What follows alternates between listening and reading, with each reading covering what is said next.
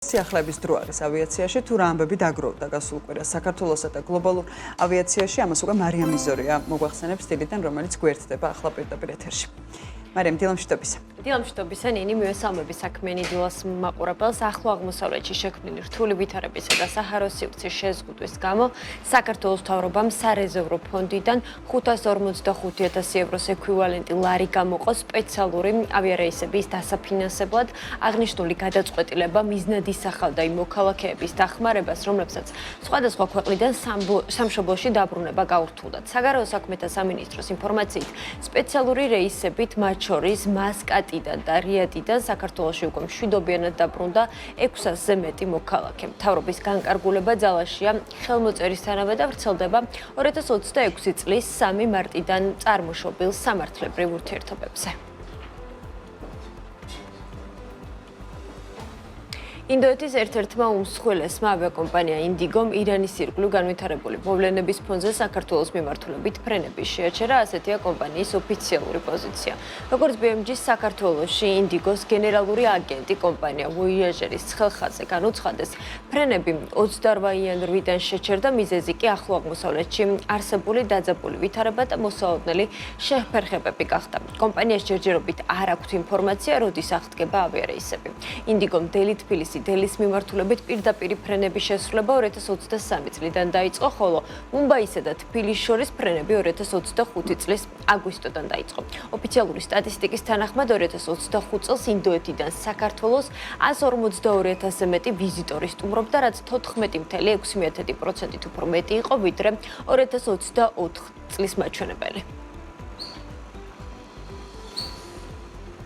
და ქართულ საავიაციო ბაზარზე ახალი ავიაკომპანია One Click Airways გამოჩნდა. სამოქალაქო ავიაციის სააგენტოზე განთავსებული ინფორმაციის მიხედვით, კომპანიას აქვს როგორც სატვირთო გადაზიდვების, ისე მგზავრების გადაყვანის უფლება.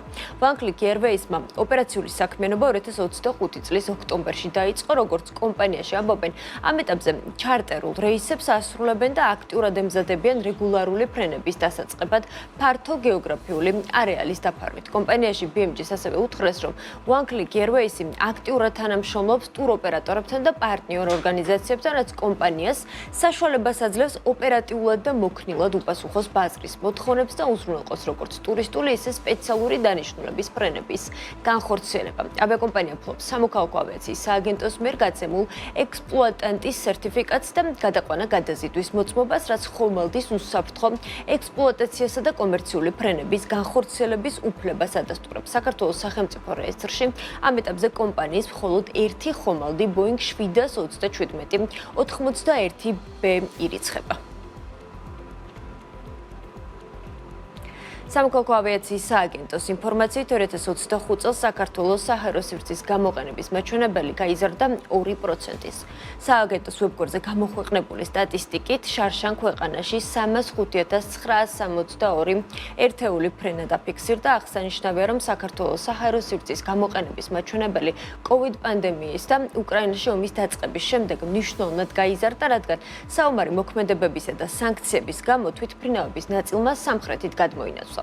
საჰაერო ნავიგაცია 2025 წლის ფინანსური ანგარიში გამოქვეყნებული არ აქვს. 2024 წელს კი კომპანიის თანახმად საქართველოს საჰაერო სივრცის გამოყენებით მიღებული შემოსავალი 121 მილიონი ლარი იყო. სახელმწიფო კომპანიის აქტივები 308 მილიონ ლარს, ვალდებულებები კი 12 მილიონ ლარს შეადგენს. კომპანიის ძირითადი ინფრასტრუქტურა და აქტივები საქართველოს მასშტაბით განთავსებული სარადარო სადგურებია.